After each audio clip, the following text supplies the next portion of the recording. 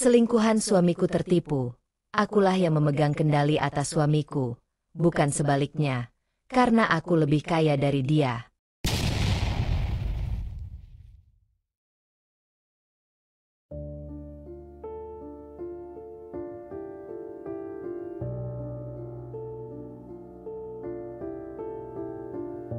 Hujan rintik-rintik membasahi jendela kaca apartemen mewah di pusat kota Jakarta.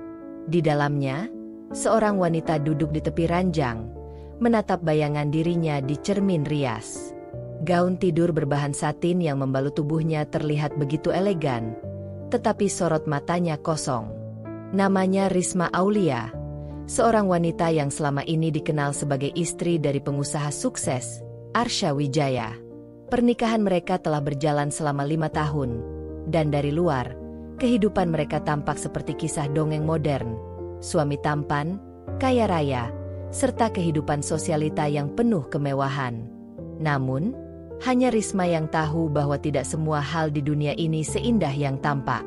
Arsya bukanlah pria romantis seperti dalam novel-novel yang sering ia baca. Sejak menikah, hubungan mereka lebih seperti kemitraan bisnis daripada pernikahan yang dibangun atas dasar cinta. Risma bukanlah wanita naif. Ia sadar bahwa Arsya memilihnya bukan karena rasa sayang, melainkan karena ada keuntungan tertentu yang bisa ia dapatkan dari pernikahan mereka.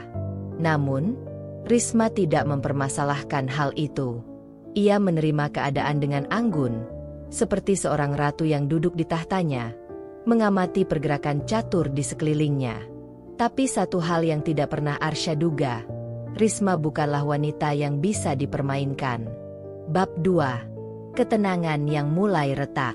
Suatu malam, saat sedang bersiap tidur, Risma mendengar bunyi notifikasi ponsel Arsya yang tergeletak di meja nakas.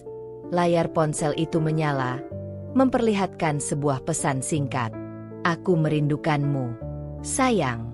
Kapan kita bisa bertemu lagi?" Jantung Risma berdebar pelan. Tentu saja, ia sudah menduga bahwa suaminya mungkin tidak setia.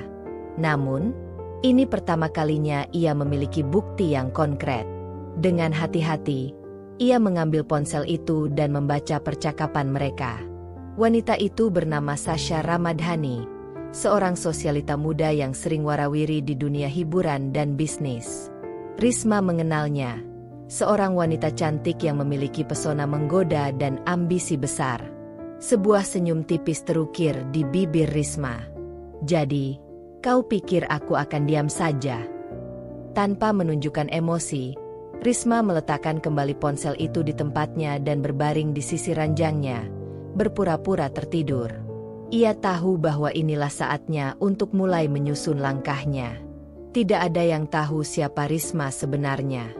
Semua orang, termasuk Arsya, mengira bahwa ia hanyalah seorang wanita biasa yang beruntung menikahi pria kaya.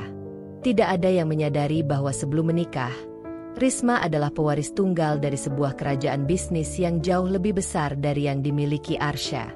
Kakeknya, seorang taipan properti yang telah membangun banyak proyek raksasa di Indonesia, pernah berkata kepadanya, "Jangan pernah menunjukkan semua kekuatanmu, bahkan kepada orang yang kau cintai."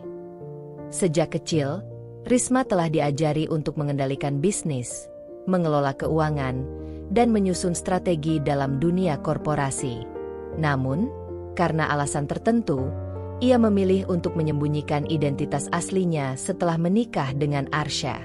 Ia ingin tahu apakah pria itu akan mencintainya tanpa mengetahui siapa dirinya yang sebenarnya. Dan kini, ia mendapat jawabannya. Suaminya telah mengkhianatinya. Dan kini, ia akan memainkan permainannya sendiri. Risma tidak langsung mengonfrontasi Arsya. Tidak, itu akan terlalu mudah dan terlalu membosankan. Ia ingin sesuatu yang lebih dari sekadar balas dendam. Ia mulai mengamati pergerakan Sasha, mencari tahu setiap detail tentang wanita itu, dari kebiasaannya, lingkaran pertemanannya, hingga ambisinya. Sasha menginginkan kehidupan yang Risma miliki. Ia ingin menjadi nyonya besar, mengendalikan harta dan bisnis Arsya. Tapi Sasha tidak tahu bahwa harta itu bukan milik Arsha sepenuhnya.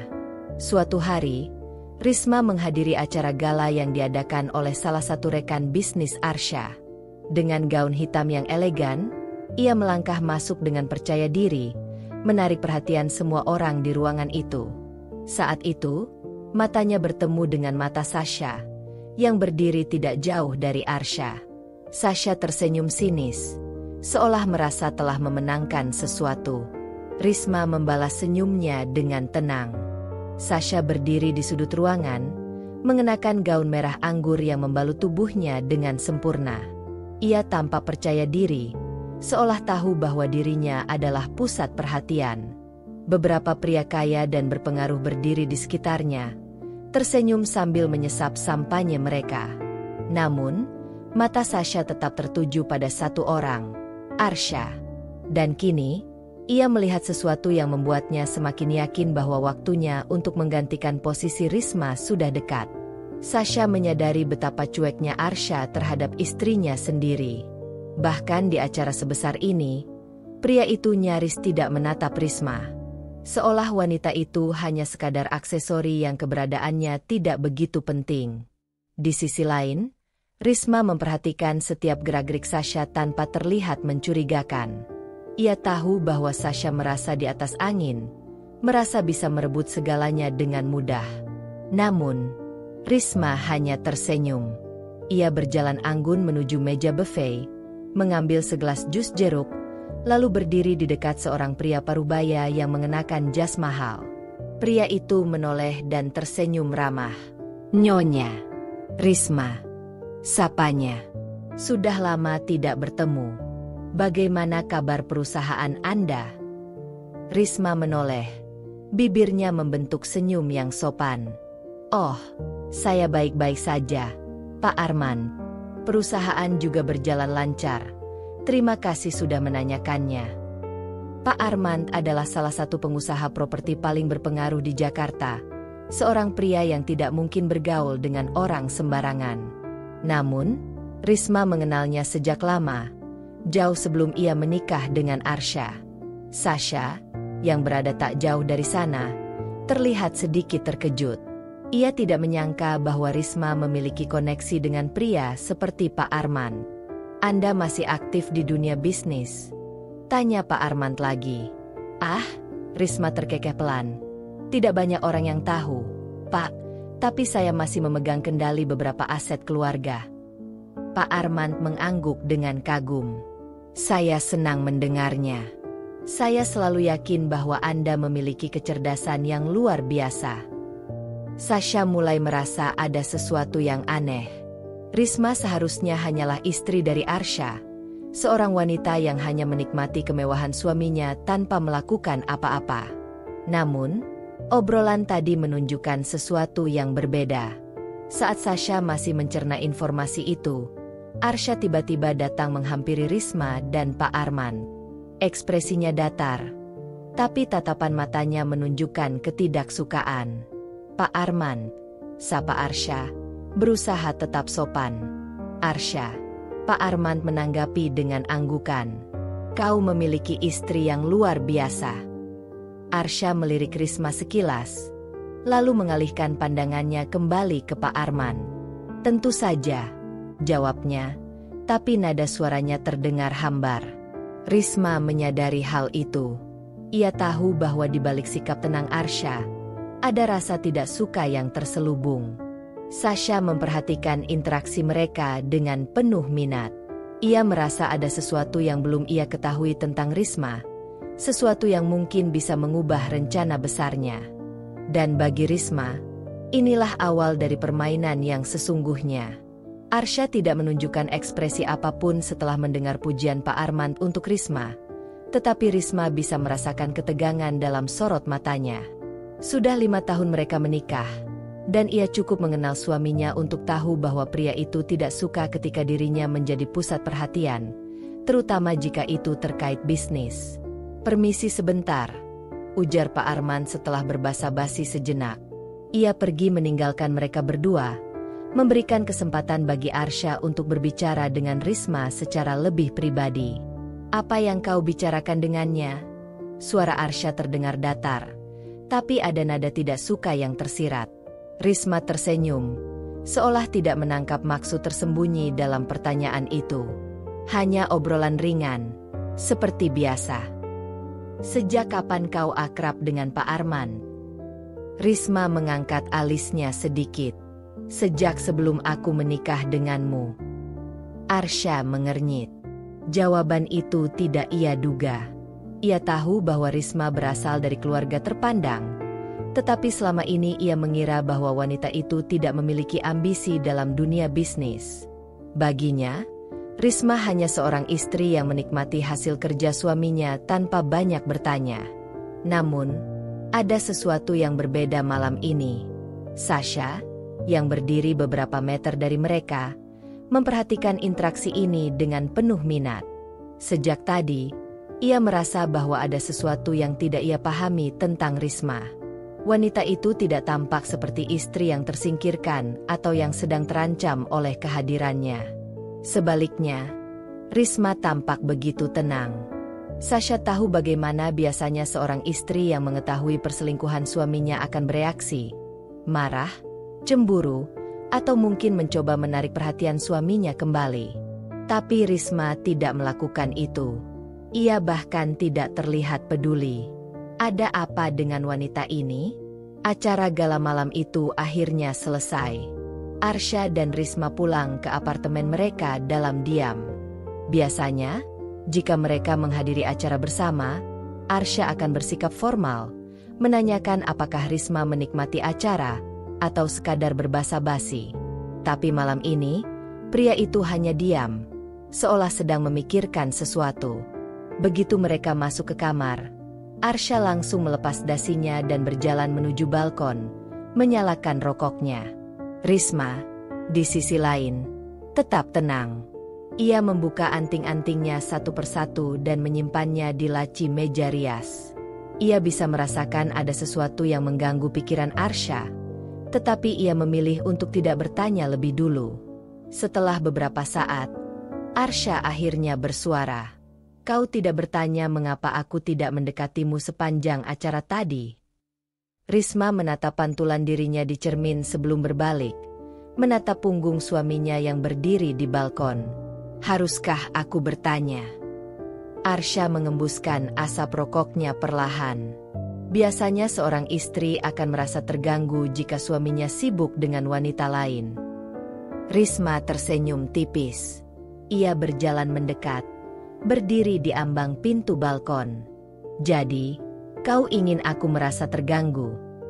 Arsya menoleh, menatapnya dengan ekspresi yang sulit ditebak. Aku hanya ingin tahu, apa yang sebenarnya ada dalam pikiranmu? Risma menatapnya balik tanpa ragu. Mungkin kau yang seharusnya bertanya pada dirimu sendiri, Arsya. Suaminya terdiam. Risma tidak memberinya kesempatan untuk menjawab. Ia berbalik dan berjalan kembali ke dalam kamar, membiarkan Arsya sendirian dengan pikirannya. Di saat yang sama, ponsel Risma bergetar.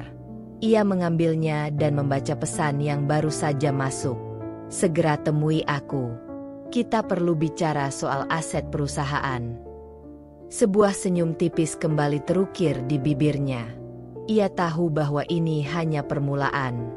Pagi itu, langit Jakarta masih berwarna abu-abu ketika Risma bangun lebih awal dari biasanya. Arsya masih tertidur. Wajahnya terlihat lelah seolah ada sesuatu yang mengganggu pikirannya semalaman. Risma menatapnya sejenak sebelum beranjak dari tempat tidur, melangkah menuju lemari dan mengambil pakaian yang lebih formal. Ia memilih setelan blazer warna krem dengan blus putih di dalamnya. Penampilannya begitu elegan, berbeda dari kesan seorang istri yang hanya tinggal di rumah menikmati harta suaminya. Setelah menyemprotkan sedikit parfum, ia mengambil tas tangannya dan keluar tanpa membangunkan Arsya. Di lobi apartemen, sebuah mobil hitam sudah menunggunya. Begitu Risma masuk ke dalam, sopir langsung menutup pintu dan melajukan kendaraan menuju lokasi yang sudah ditentukan. Apakah Pak Surya sudah menunggu? Tanya Risma sambil melirik keluar jendela. Ya, Bu. Beliau sudah ada di kantor sejak tadi pagi, jawab sopirnya dengan sopan. Risma mengangguk. Ia melirik layar ponselnya, membaca ulang pesan yang diterimanya tadi malam. Kita perlu bicara soal aset perusahaan. Pak Surya adalah salah satu orang kepercayaan keluarganya, seseorang yang telah bekerja untuk kakeknya sejak bertahun-tahun lalu. Dialah yang selama ini mengurus sebagian besar aset keluarga Risma, memastikan bahwa semuanya berjalan lancar meskipun Risma memilih untuk tidak terlalu menonjol dalam dunia bisnis. Namun, kali ini berbeda. Kali ini, Risma tidak akan hanya mengamati dari jauh. Ia akan mengambil kembali kendali sepenuhnya. Setibanya di kantor, Risma disambut oleh seorang sekretaris yang langsung mengantarnya ke ruang pertemuan. Di dalam ruangan itu, Pak Surya sudah menunggu, duduk dengan tenang di balik meja besar, menatap Risma dengan ekspresi serius. "Silakan duduk, Bu Risma," ujarnya sopan. Risma duduk dengan anggun, menyilangkan kakinya sebelum menatap pria parubaya itu dengan penuh perhatian. "Apa yang ingin Anda bicarakan soal aset perusahaan?" Pak Surya menarik napas sejenak sebelum menyodorkan beberapa dokumen. "Ada sesuatu yang perlu Anda ketahui. Selama ini, aset keluarga Anda sebagian besar masih berada dalam kendali penuh Anda, tetapi ada beberapa transaksi yang dilakukan oleh seseorang yang mencoba mendekati lingkaran bisnis kita." Risma mengernyit. "Siapa?" Pak Surya menatapnya tajam. "Arsha Wijaya." Risma tidak terkejut, tapi matanya sedikit menyipit. "Jelaskan lebih detail." Pak Surya membuka beberapa lembar dokumen lainnya.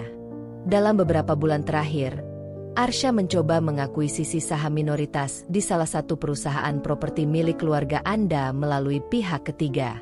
Ini bukan langkah yang mencolok, tetapi dari pola yang kami lihat, ada indikasi bahwa ia sedang mencoba masuk lebih dalam. Risma menghela napas pelan. Jadi ini yang sedang dilakukan suaminya.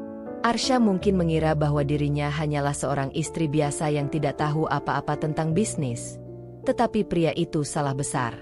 "Berarti ia belum tahu siapa aku sebenarnya," gumam Risma lebih kepada dirinya sendiri.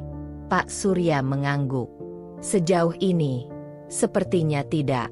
Ia mungkin berpikir bahwa dia sedang berinvestasi dalam bisnis biasa, bukan perusahaan milik istri yang selama ini ia remehkan." Risma tersenyum kecil. "Bagus. Biarkan dia berpikir seperti itu." Pak Surya mengangkat alisnya. "Anda ingin membiarkan ini berlanjut?" Risma menatap lurus ke arah pria itu dengan penuh keyakinan. "Untuk saat ini, ya. Aku ingin melihat seberapa jauh dia akan melangkah sebelum aku menarik Permadani dari bawah kakinya." Sementara itu, di tempat lain, Sasha sedang duduk di sebuah kafe mewah, menggulir layar ponselnya dengan gelisah. Ia baru saja mendapatkan informasi bahwa Arsha mencoba masuk ke bisnis properti tertentu, dan itu membuatnya semakin yakin bahwa pria itu serius membangun masa depannya tanpa Risma. Jika Arsha semakin sukses, maka tidak akan sulit baginya untuk meninggalkan istrinya dan menikah denganku, pikir Sasha. Satu hal yang tidak pernah Sasha sadari adalah bahwa dirinya bukanlah satu-satunya pemain dalam permainan ini. Ia terlalu sibuk mengincar posisi Risma tanpa menyadari bahwa wanita itu mungkin lebih dari sekadar istri kaya yang pasrah ditinggalkan. Dalam benaknya, Risma hanyalah hambatan yang suatu saat bisa disingkirkan dengan mudah. Tapi kenyataan tidak pernah sesederhana itu. Dan Sasha akan segera mengetahuinya dengan cara yang paling mengejutkan. Risma melangkah keluar dari gedung perkantoran dengan anggun. Langit Jakarta masih mendung, seolah ikut menyelimuti rahasia yang kini mulai terungkap satu persatu. Saat sopir membukakan pintu mobil untuknya, Risma sempat berhenti sejenak, menatap jalanan di depannya dengan tatapan berpikir. Selama ini, Arsha menganggap dirinya hanyalah seorang istri yang menikmati fasilitas tanpa banyak bertanya. Sasha pun mengira bahwa dirinya bisa menggantikan posisi Risma dengan mudah. Mereka tidak tahu bahwa Risma adalah pemain dalam permainan ini, bukan hanya sekadar pion yang bisa dikorbankan. Saat mobil melaju, Risma membuka ponselnya dan mengetik pesan singkat. Kumpulkan semua laporan transaksi terkait. Aku ingin tahu sejauh mana Arsha telah bergerak. Tak butuh waktu lama sebelum balasan masuk. Baik, Bu. Saya akan menyiapkannya dalam waktu 2 hari. Risma tersenyum tipis. Permainan baru saja dimulai. Sementara itu, di sebuah restoran mewah, Sasha duduk di meja VIP sambil memainkan ujung sendoknya dengan gelisah. Matanya sesekali melirik jam tangan mahal di pergelangan tangannya. Ia sedang menunggu seseorang yang bisa membantunya mempercepat langkahnya merebut posisi Risma. Tak lama kemudian, seorang pria berjas hitam datang dan duduk di depannya. Apa kau sudah mendapatkan informasi yang kuminta? Tanya Sasha tanpa basa-basi. Pria itu, seorang penyelidik bayaran yang biasa menangani kasus perselingkuhan dan keuangan, mengeluarkan amplop dari dalam jasnya dan meletakkannya di meja. Sasha dengan cepat meraihnya dan membukanya, membaca isi dokumen dengan penuh perhatian. Namun, semakin lama ia membaca, ekspresinya semakin berubah. Ini. Sasha mengangkat wajahnya, menatap pria itu dengan bingung. Ini tidak masuk akal. Semua aset Arsha ternyata masih terikat dengan perusahaan Risma. Pria itu mengangguk. Benar. Secara hukum, Arsha memang memiliki bisnis sendiri, tapi jika kau melihat lebih dalam, dana awal yang digunakannya untuk membangun bisnis berasal dari investasi yang didukung oleh pihak Risma. Sasha menggigit bibir bawahnya. Jadi, bisnis Arsha selama ini bergantung pada uang istrinya sendiri. Itulah kenyataannya, jawab pria itu datar. Dan yang lebih menarik, Risma memiliki hak untuk menarik semua dananya kapan saja. Jika itu terjadi, bisnis Arsha bisa runtuh dalam hitungan bulan. Sasha terdiam. Selama ini, ia berpikir bahwa Arsha adalah pria yang mandiri dan sukses. Ia mengira bahwa dengan mendekati Arsha, ia akan mendapatkan kehidupan mewah yang selalu diimpikannya. Tapi sekarang, kenyataan di depannya menunjukkan sesuatu yang berbeda. Jika Risma benar-benar mencabut dananya, maka bukan hanya Arsha yang jatuh, tetapi ia juga akan kehilangan segalanya. Dan lebih buruk lagi, Risma bisa melakukan itu kapan saja. Sasha mulai merasakan sesuatu yang belum pernah ia rasakan sebelumnya. Ketakutan. Di apartemen mewah mereka, Arsha duduk di ruang kerjanya, menatap laporan keuangan yang ada di tangannya. Ia mulai menyadari ada sesuatu yang janggal. Beberapa aset yang ia coba kuasai melalui pihak ketiga ternyata memiliki hubungan dengan jaringan bisnis yang lebih besar. Ia memijat pelipisnya. Ada sesuatu yang terasa aneh. Lalu, pikirannya teringat pada kejadian di acara gala beberapa malam lalu. Risma terlihat begitu percaya diri saat berbicara dengan Pak Arman. Saat itu, Arsha hanya menganggapnya sebagai basa-basi biasa. Tapi sekarang, apakah mungkin ada sesuatu yang selama ini ia lewatkan? Seolah menjawab pikirannya, pintu ruang kerja tiba-tiba diketuk. Tok tok tok. Masuk, ujar Arsha tanpa mengalihkan pandangannya dari dokumen di tangannya. Pintu terbuka, dan Risma masuk dengan langkah tenang. Ia mengenakan gaun biru tua yang sederhana, tetapi tetap memancarkan aura anggun yang sulit diabaikan. "Kenapa kau masih bekerja larut malam?" tanya Risma, berdiri di depan meja suaminya. Arsha menatapnya sejenak sebelum kembali menatap dokumen di tangannya. "Aku hanya mengecek beberapa laporan." Risma tersenyum kecil.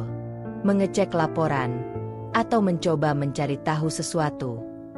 Arsha mengangkat wajahnya, menatap istrinya dengan ekspresi penuh tanda tanya. "Apa maksudmu?" tanyanya dengan suara tenang, meski dalam hatinya ia mulai merasa tak nyaman. Risma hanya tersenyum, lalu berjalan perlahan mendekat. Ia menatap dokumen di tangan Arsha dan menghela napas. "Jika kau ingin tahu lebih banyak tentang bisnis ini, Arsha," ujar Risma dengan lembut, Sebaiknya kau bertanya langsung padaku. Karena apapun yang kau temukan di luar sana, pada akhirnya, semuanya tetap kembali padaku. Arsha terdiam. Untuk pertama kalinya, ia merasa bahwa dirinya mungkin telah membuat kesalahan besar. Arsha menatap Risma dengan mata menyipit. Ada sesuatu dalam nada bicara istrinya yang membuatnya gelisah. Sebuah ketenangan yang tidak biasa. Seakan Risma sudah mengetahui segalanya dan hanya menunggu saat yang tepat untuk mengungkapkannya. Apa maksudmu, Risma? Tanyanya akhirnya, mencoba menjaga nada suaranya tetap datar. Risma mengangkat alisnya sedikit, seakan terhibur dengan reaksi suaminya. Ia lalu berbalik, berjalan perlahan menuju sofa di sudut ruangan dan duduk dengan santai. Aku hanya mengatakan bahwa jika kau ingin tahu lebih banyak tentang bisnis ini, Risma mengulang perkataannya dengan tenang, kau bisa bertanya langsung padaku. Tidak perlu mencari-cari informasi di luar sana. Arsha menggenggam dokumen di tangannya lebih erat. Ia tahu bahwa Risma tidak akan mengatakan sesuatu tanpa alasan. Apa yang sebenarnya kau tahu? Risma tersenyum kecil, lalu menyilangkan kakinya. Banyak hal, lebih dari yang kau kira. Arsha terdiam. Jantungnya berdetak sedikit lebih cepat. Selama ini, ia berpikir bahwa Risma hanyalah seorang istri yang tidak memahami bisnis. Ia mengira bahwa dengan mengembangkan usahanya sendiri dan mencari celah untuk memperoleh lebih banyak kekuasaan dalam dunia bisnis, ia bisa menjadi lebih mandiri. Tapi sekarang, untuk pertama kalinya, ia mulai merasa bahwa mungkin dirinya bukanlah pemain utama dalam permainan ini. Apa kau sudah tahu soal transaksi yang kulakukan? Tanya Arsha hati-hati. Risma tersenyum lebih lebar. Tentu saja. Arsha menelan ludah. Dan apa yang akan kau lakukan? Tanyanya lagi. Risma tidak langsung menjawab. Ia hanya menatap suaminya sejenak. Lalu akhirnya berkata dengan suara pelan namun penuh makna. Itu tergantung padamu, Arsha. Jika kau berpikir untuk mengambil sesuatu dariku, maka kau harus siap menerima akibatnya. Arsha semakin gelisah. Untuk pertama kalinya, ia merasa bahwa dirinya mungkin telah meremehkan wanita yang selama ini ia sebut sebagai istrinya. Sementara itu, di tempat lain, Sasha duduk di depan meja riasnya dengan wajah kusut. Dokumen yang ia dapatkan dari penyelidik tadi siang masih berserakan di meja. Ia mencoba mencerna semuanya. Tetapi semakin ia membaca, semakin ia merasa takut. Risma bukan hanya seorang istri biasa. Selama ini, ia mengira bahwa Risma hanyalah wanita yang tinggal menikmati kekayaan suaminya. Ia pikir, dengan mencuri perhatian Arsha dan membuat pria itu jatuh ke dalam pelukannya, ia bisa menggantikan posisi Risma dengan mudah. Tapi kenyataannya, semua aset yang dipegang Arsha ternyata masih berhubungan dengan bisnis keluarga Risma. Jika Risma menginginkannya, ia bisa menarik semua dukungan finansial dan membuat Arsha jatuh dalam sekejap. Dan itu berarti, Sasha juga akan ikut tenggelam. Sasha menggigit bibirnya, berusaha mencari jalan keluar dari situasi ini. Aku harus memastikan Arsha tetap di pihakku, gumamnya. Aku tidak boleh kehilangan dia. Tapi bagaimana caranya? Tiba-tiba, sebuah ide terlintas di kepalanya. Sesuatu yang bisa mengubah keadaan. Sasha mengeluarkan ponselnya dan mengetik sebuah pesan. Kita harus bicara. Aku punya sesuatu yang mungkin akan mengubah segalanya. Ia mengirim pesan itu kepada Arsha. Ia tahu, saat ini dirinya sudah terlalu jauh untuk mundur. Kini, ia hanya punya satu pilihan, menyerang sebelum diserang. Dan Sasha bersumpah, ia tidak akan kalah begitu saja. Malam itu, Arsha duduk sendirian di ruang kerja. Lampu temara membuat suasana semakin kelam. Sejak percakapannya dengan Risma tadi, pikirannya tak henti-henti bekerja. Risma tahu, entah bagaimana, istrinya mengetahui langkah-langkah bisnis yang ia ambil, transaksi yang ia sembunyikan, bahkan mungkin rencana yang belum sempat ia jalankan. Tapi bagaimana bisa? Arsya merasa selama ini dirinya sudah cukup berhati-hati. Ia tak pernah terang-terangan mengambil keputusan yang bisa mencurigakan. Ia selalu menggunakan pihak ketiga, melibatkan nama orang lain agar jejaknya tak mudah dilacak. Namun, Risma tetap mengetahuinya. Arsya meremas rambutnya. Frustrasi. Jika memang benar Risma bisa menarik seluruh dukungan finansial dari bisnisnya, maka usahanya selama ini bisa runtuh dalam hitungan bulan, mungkin bahkan lebih cepat dari itu. Pikirannya terus berputar, mencari solusi. Dan tepat saat itu, ponselnya bergetar. Sebuah pesan dari Sasha. Kita harus bicara. Aku punya sesuatu yang mungkin akan mengubah segalanya. Arsya memandangi pesan itu cukup lama. Ia tahu Sasha bukan wanita yang sabar.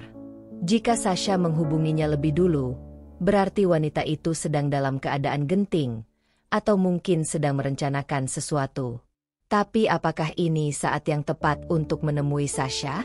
Arsya menghela napas panjang, lalu akhirnya membalas pesan itu. Besok malam, tempat biasa. Ia tahu pertemuan ini bisa mengubah arah permainannya. Yang belum ia sadari adalah bahwa Risma sudah lebih dulu mengatur bidaknya. Di sisi lain kota, Risma duduk di sofa ruang tamu rumah mereka, menikmati teh hangatnya dengan tenang.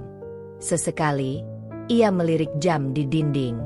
Ia tahu, Arsya mungkin sedang berpikir keras saat ini. Dan Risma sengaja membiarkannya begitu.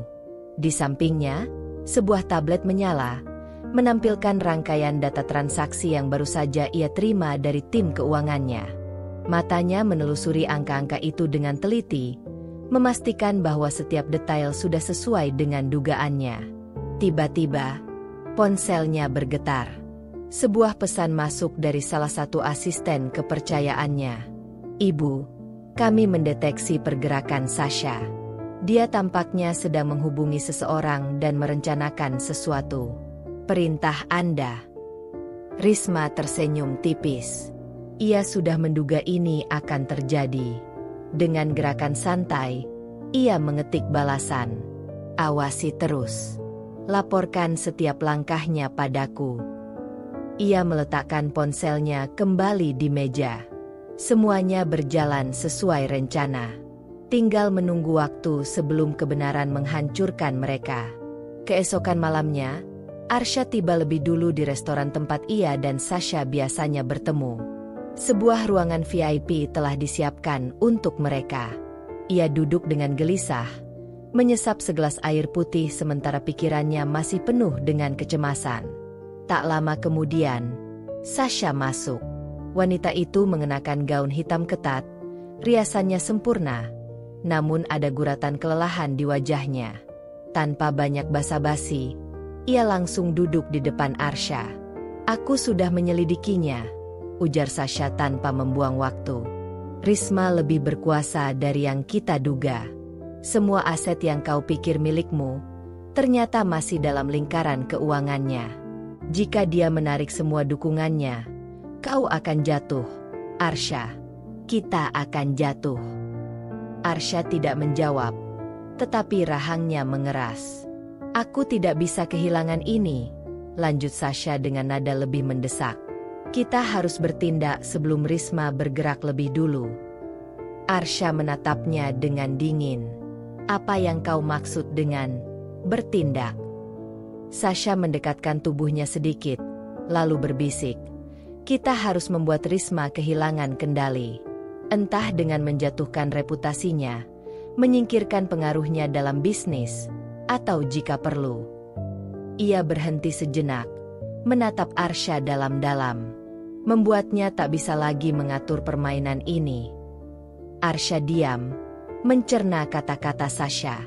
Ia tahu, Sasha bukan tipe wanita yang bermain setengah-setengah.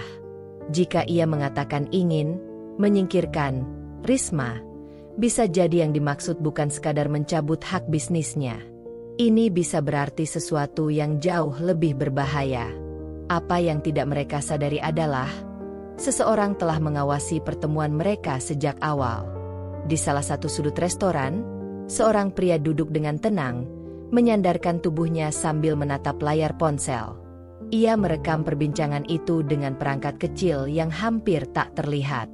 Saat Sasha mengucapkan kalimat terakhirnya, pria itu menekan sebuah tombol di ponselnya, mengirimkan rekaman langsung ke satu kontak yang sudah ia siapkan.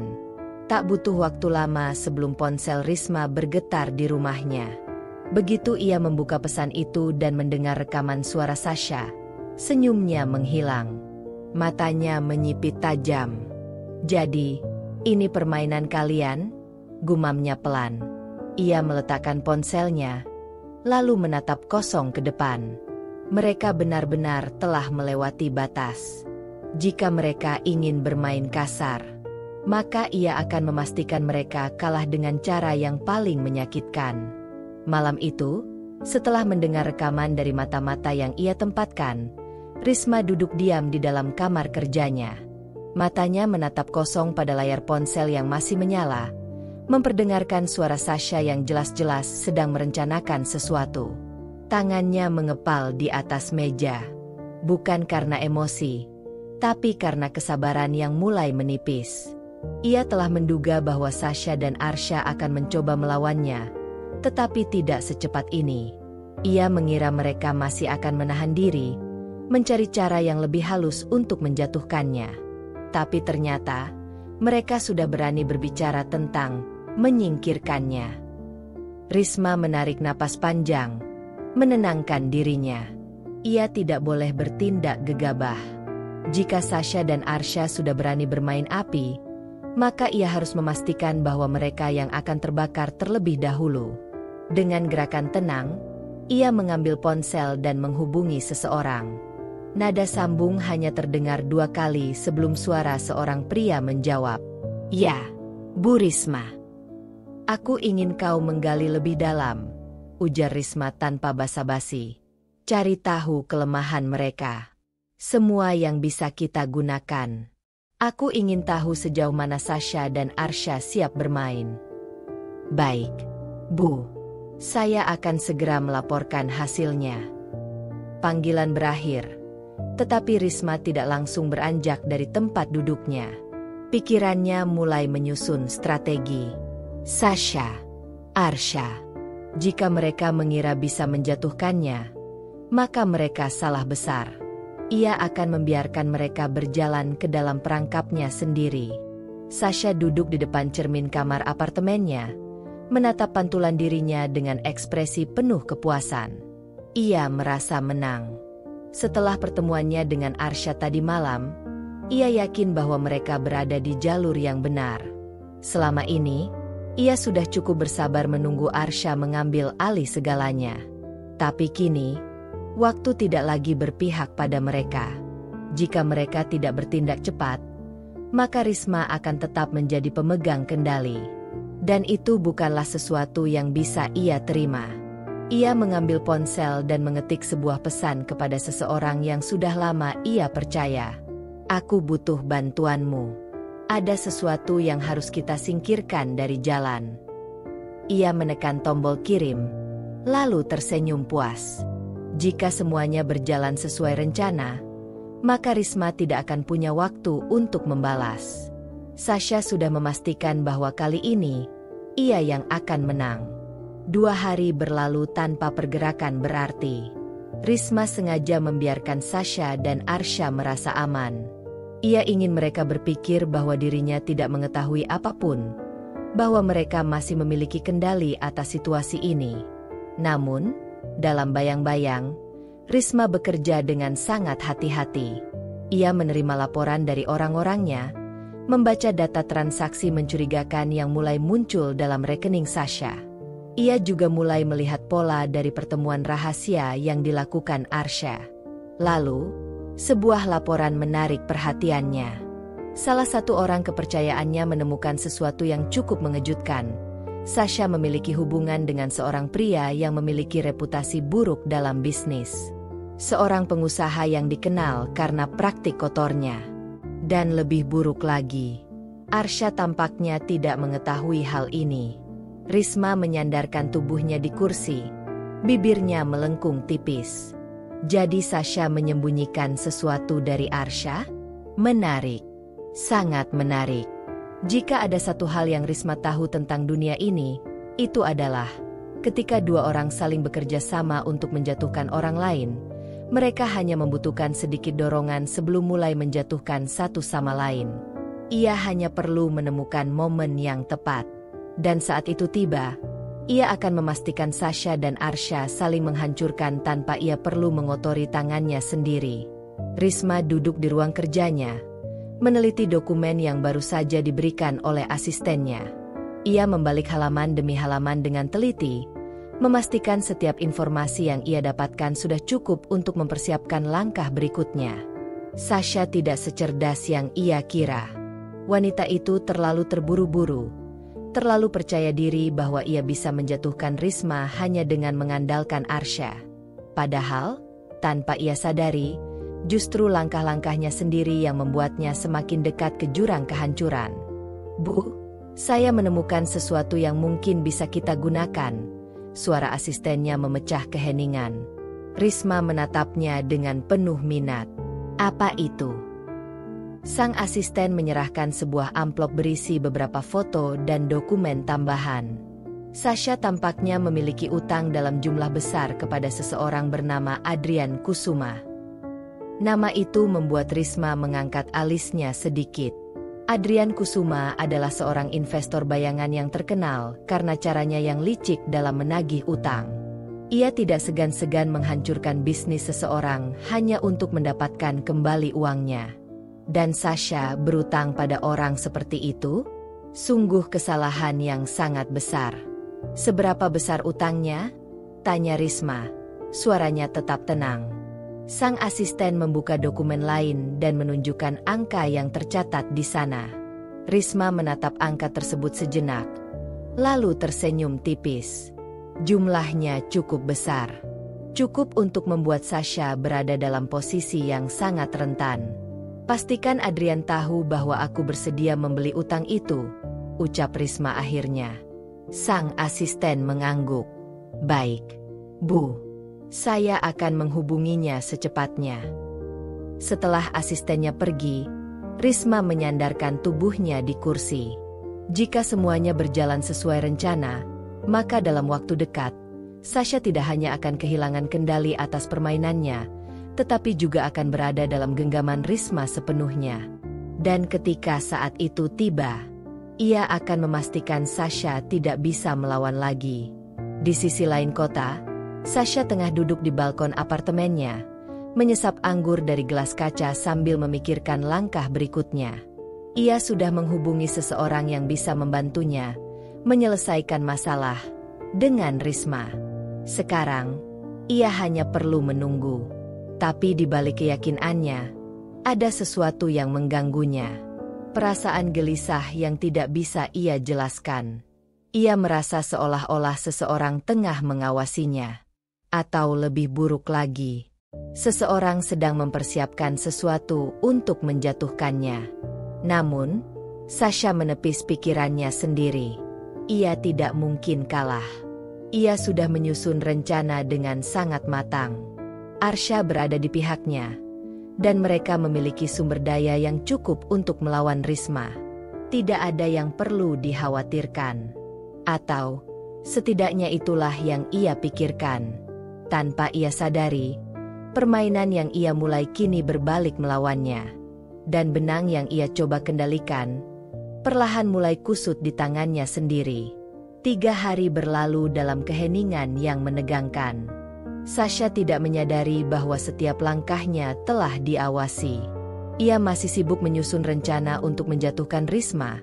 Sementara di balik layar, Risma telah lebih dulu menanamkan jebakan yang siap menjeratnya kapan saja. Dan jebakan itu akhirnya mulai mengencang. Di sebuah kantor mewah di pusat Jakarta, Adrian Kusuma duduk di balik mejanya, mengetukkan jemarinya ke permukaan kayu dengan santai. Ia baru saja menerima tamu yang tidak biasa, seseorang yang menawarkan solusi menarik untuk salah satu masalah keuangannya. Di hadapannya, Risma duduk dengan anggun, mengenakan blazer berwarna biru gelap dengan ekspresi yang tidak terbaca. "Jadi, Anda ingin membeli utang Sasha?" tanya Adrian dengan nada penasaran. Risma tersenyum tipis. "Saya rasa Anda juga paham bahwa menagih utang dari Sasha tidak akan mudah. Wanita itu keras kepala, dan jika Anda terus menekannya, ia bisa saja lari atau mencoba menghindar.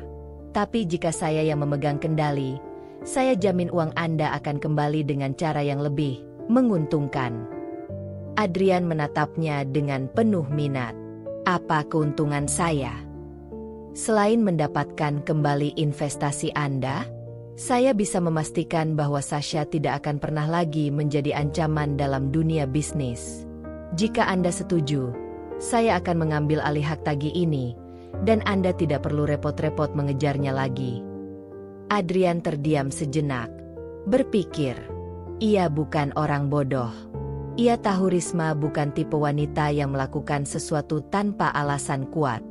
Jika Risma mengincar Sasha, itu berarti wanita itu sudah berada dalam posisi yang sangat lemah. Dan jika Sasha memang sedang menuju kehancuran, maka lebih baik ia mundur sekarang sebelum terseret ke dalamnya. Dengan sebuah senyum kecil, Adrian mengulurkan tangannya. "Baik, kita punya kesepakatan." Risma menjabat tangannya dengan anggun, matanya berkilat penuh kemenangan. Malam itu, Sasha menerima sebuah panggilan telepon yang membuatnya terhenyak. "Aku sudah berusaha, tapi seseorang sudah lebih dulu membeli utangmu." Jantung Sasha berdegup kencang. "Apa maksudmu? Siapa yang membelinya?" Ada keheningan sejenak di ujung telepon sebelum suara itu menjawab dengan nada yang berat. "Risma Aulia." Darah Sasha seakan berhenti mengalir. Tangan yang memegang ponselnya mulai gemetar. Risma membeli utangnya? Itu berarti Sasha kini berada dalam genggaman wanita itu. Tanpa sadar, ia meremas dadanya sendiri. Rasa panik mulai merayapi tubuhnya. Jika Risma yang memegang utangnya, maka wanita itu bisa melakukan apapun terhadapnya. Ia bisa menghancurkan reputasinya. Ia bisa membuatnya bangkrut dalam sekejap. Ia bisa menyingkirkannya tanpa harus mengotori tangannya sendiri. Sasha mencengkeram ponselnya lebih erat. "Tidak, aku tidak akan membiarkan ini terjadi." Ia harus menemukan cara untuk membalikan keadaan sebelum semuanya terlambat. Tapi kali ini, ia mungkin sudah terlambat. Sementara itu, Risma duduk di balkon rumahnya, menikmati udara malam dengan tenang. Di tangannya, ia memegang sebuah dokumen yang berisi rincian utang Sasha. Ia menyesap teh hangatnya, lalu tersenyum kecil. Sasha mungkin berpikir dirinya masih memiliki kesempatan untuk melawan. Tapi yang tidak ia sadari adalah, langkahnya sudah terbatas. Dan Risma akan memastikan bahwa saat Sasha jatuh, tidak akan ada siapapun yang bisa menyelamatkannya. Permainan ini sudah hampir selesai. Dan Risma adalah pemenangnya. Sasha merasakan tenggorokannya mengering saat membaca ulang pesan yang baru saja ia terima dari Adrian. "Utangmu sekarang ada di tangan Risma. Aku sudah tidak ada urusan lagi denganmu." Tangannya gemetar. Risma. Nama itu kini menjadi ancaman yang nyata dalam hidupnya. Dulu, ia menganggap Risma sebagai wanita yang hanya beruntung mendapatkan warisan dari mendiang suaminya. Ia tidak pernah benar-benar menganggap Risma sebagai ancaman. Tapi sekarang, ia sadar, ia telah meremehkan wanita itu. Dan akibatnya, ia telah menjerumuskan dirinya sendiri ke dalam perangkap tanpa menyadarinya. "Aku harus bertindak. Sekarang juga." Dengan cepat, ia meraih ponselnya dan menekan nomor Arsha. Nada sambung terdengar beberapa kali sebelum akhirnya pria itu menjawab dengan suara malas. "Kenapa malam-malam begini?" "Arsha, kita dalam masalah besar." Suara Sasha terdengar sedikit bergetar. "Risma membeli semua utangku. Sekarang dia memegang kendali penuh atas hidupku." "Hening."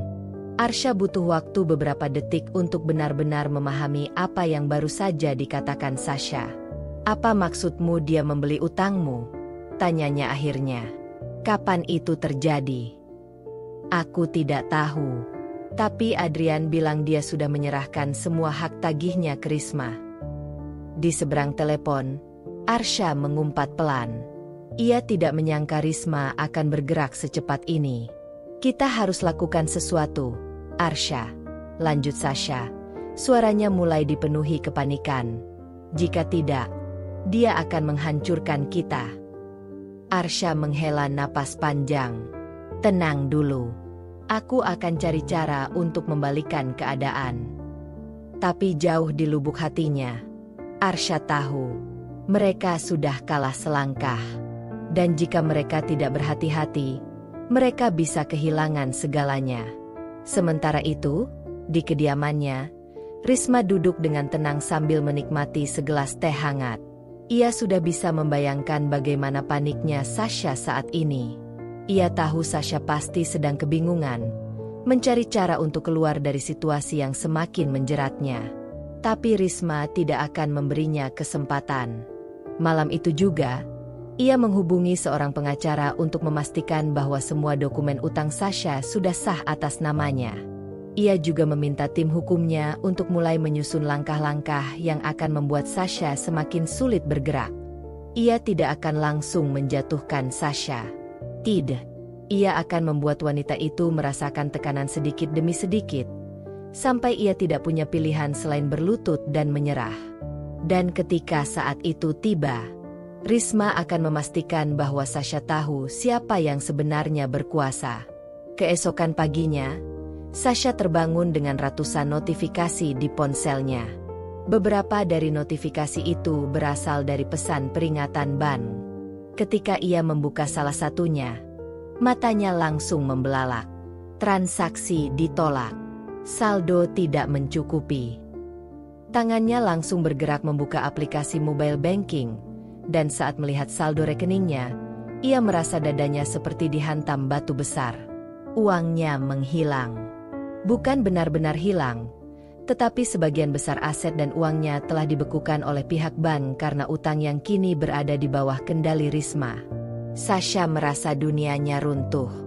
Ia tidak bisa percaya bahwa dalam semalam, segalanya bisa berubah secepat ini.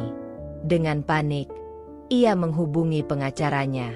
"Tolong katakan bahwa ini bisa diselesaikan," serunya. "Katakan bahwa kita bisa mengajukan banding atau semacamnya."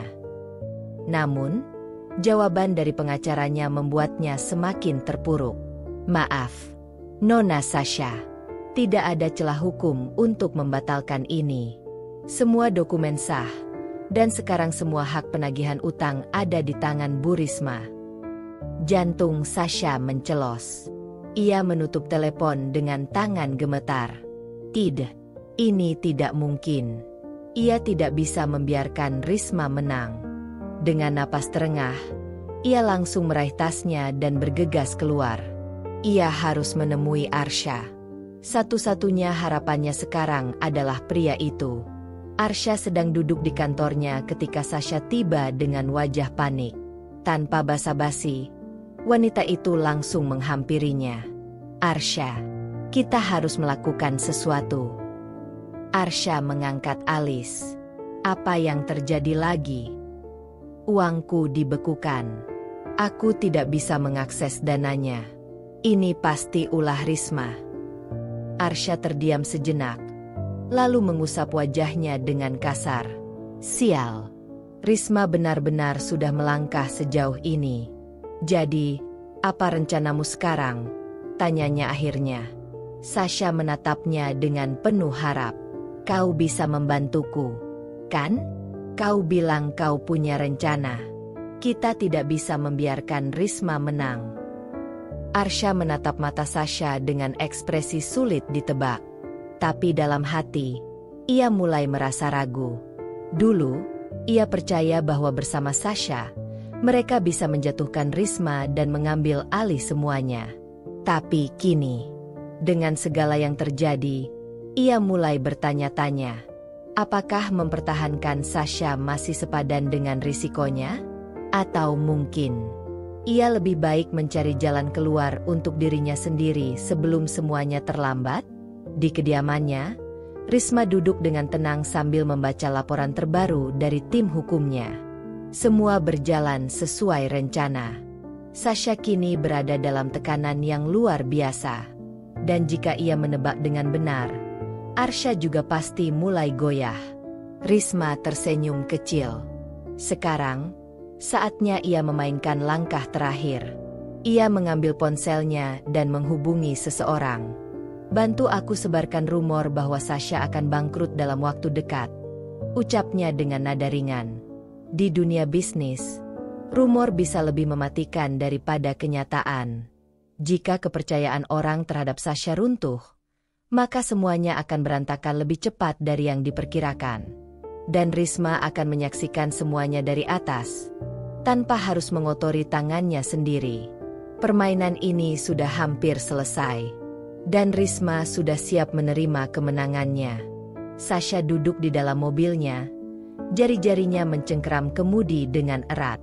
Napasnya tersengal, kepanikan sudah menjalar ke seluruh tubuhnya. Aku tidak akan kalah. Ia harus bertahan. Risma boleh saja punya kekuatan finansial, tapi Sasha masih punya otak dan tekad. Ia tidak akan membiarkan dirinya jatuh begitu saja. Tapi sebelum ia bisa menyusun langkah selanjutnya, ponselnya bergetar. Sebuah pesan masuk. "Sasha, aku ingin bicara. Temui aku di Hotel Ritz, pukul 8 malam. Ini penting." Pengirimnya, Arsya. Sasha tiba di Hotel Ritz tepat pukul 8 malam.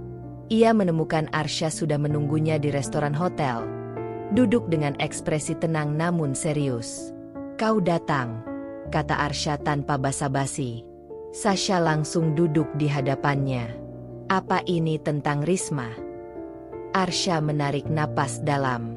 "Aku sudah berpikir keras tentang situasi kita. Aku tahu kau ingin melawan Risma, tapi aku tidak yakin itu langkah yang bijak." Sasha mengernyit. "Apa maksudmu?" "Dia sudah terlalu kuat sekarang," ujar Arsya, menatap Sasha lurus-lurus. "Semua asetmu dibekukan, reputasimu mulai runtuh, dan rumor buruk tentangmu sudah menyebar di mana-mana. Kita tidak punya cukup kekuatan untuk melawan." Sasha merasa dadanya semakin sesak. "Jadi kau mau menyerah?" Suaranya bergetar marah. "Kita sudah sejauh ini, Arsya." Arsya menggeleng. "Aku hanya berpikir realistis. Jika aku terus bersamamu, aku juga bisa ikut jatuh. Aku tidak bisa mengambil risiko itu." Sasha terdiam. Arsya ingin meninggalkannya.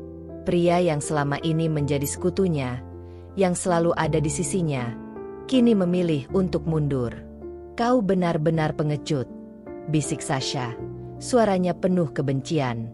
Arsya menundukkan kepalanya, seolah menyesal. "Aku hanya tidak ingin ikut hancur. Aku harap kau mengerti." Sasha menggertakkan giginya. Ia bangkit dengan penuh amarah. "Aku akan menghancurkan Risma, dengan atau tanpa bantuanmu." Tanpa menunggu jawaban, ia berbalik dan pergi. Di belakangnya, Arsya hanya bisa menghela napas panjang. Ia tahu, Sasha tidak akan berhenti begitu saja. Tapi ia juga tahu, pertarungan ini sudah selesai bahkan sebelum Sasha menyadarinya. Sasha kembali ke apartemennya dengan kepala penuh rencana. Ia tidak punya banyak pilihan lagi. Tapi ada satu hal yang bisa ia lakukan, menyerang Risma secara langsung.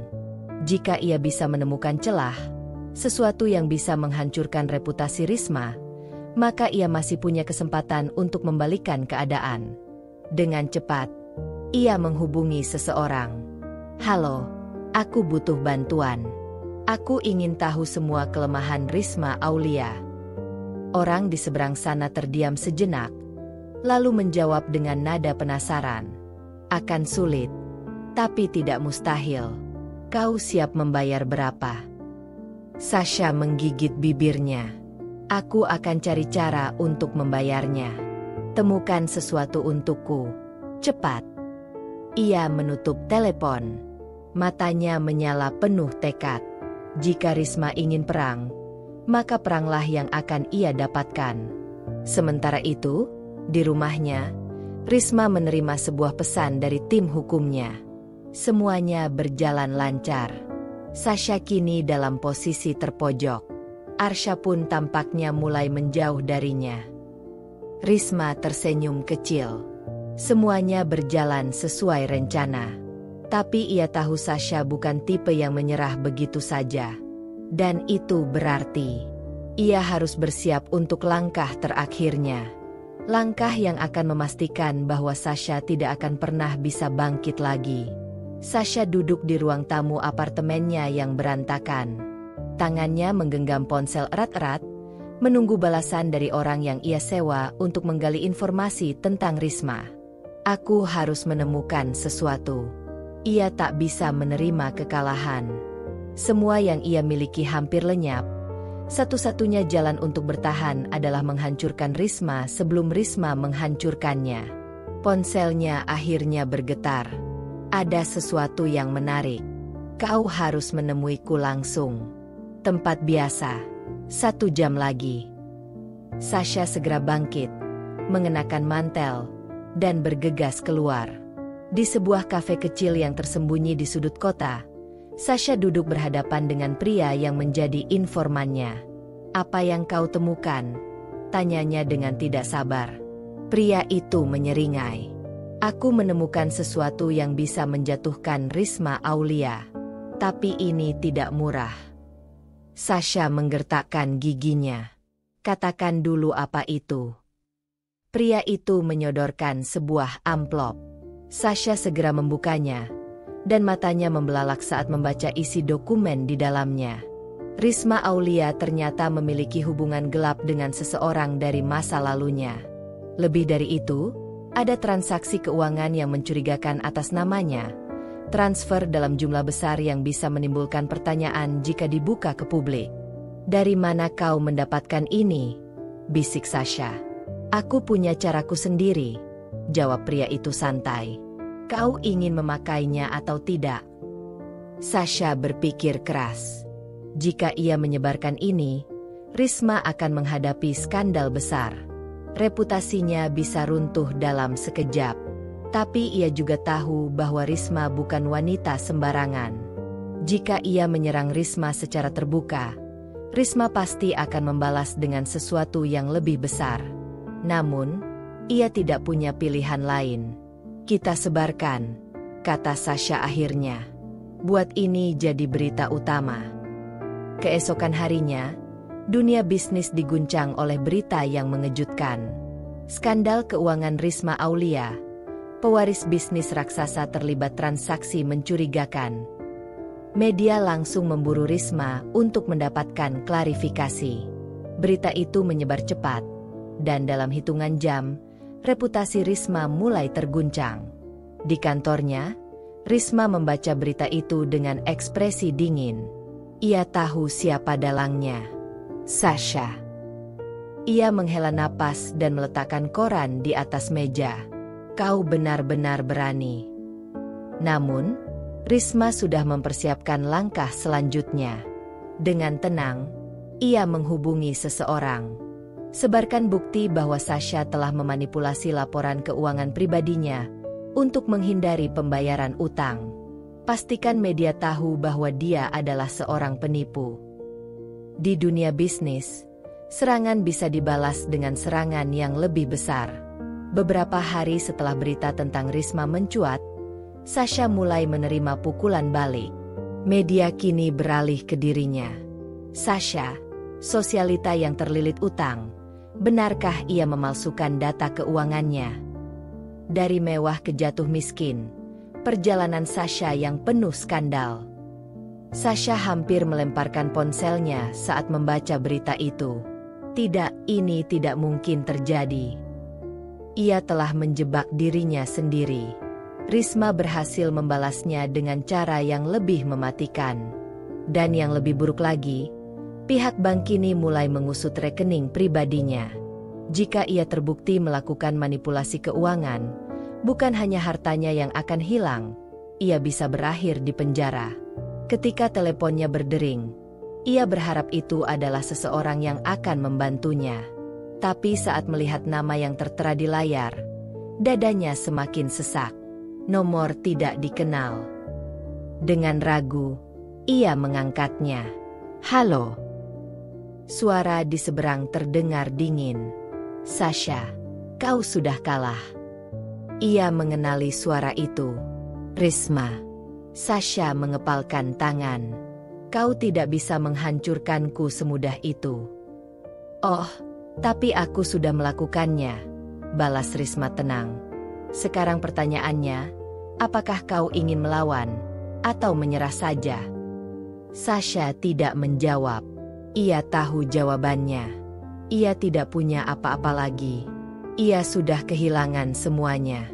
Beberapa minggu kemudian, Sasha benar-benar menghilang dari dunia bisnis. Skandal yang menerpanya membuatnya kehilangan segalanya. Harta, status, dan bahkan para sekutu yang dulu selalu ada di sisinya. Sementara itu, Risma tetap berdiri tegak. Ia telah membuktikan bahwa dirinya bukan sekadar pewaris. Ia adalah seseorang yang bisa mengendalikan permainan. Dan kali ini, ia menang. Namun, dalam keheningan malam, Risma duduk sendirian di ruang kerjanya, menatap keluar jendela. Meski ia telah mengalahkan Sasha, ia tahu, dunia bisnis selalu berputar. Hari ini ia menang. Tapi siapa yang tahu apa yang akan terjadi esok? Untuk saat ini, ia hanya bisa menikmati kemenangannya. Sampai permainan berikutnya dimulai. Ending ini menunjukkan bahwa dunia bisnis adalah permainan yang kejam, di mana yang kuat bertahan dan yang lemah tersingkir. Sasha yang terlalu percaya diri akhirnya kalah. Sementara Risma yang lebih cerdas dan strategis keluar sebagai pemenang. Kalau kamu suka cerita seperti ini dan ingin terus menikmati kisah-kisah seru lainnya, jangan lupa subscribe. Dengan subscribe, kamu nggak akan ketinggalan cerita-cerita menarik dengan konflik yang semakin seru dan mendebarkan. Tekan tombol subscribe sekarang dan nantikan cerita-cerita berikutnya.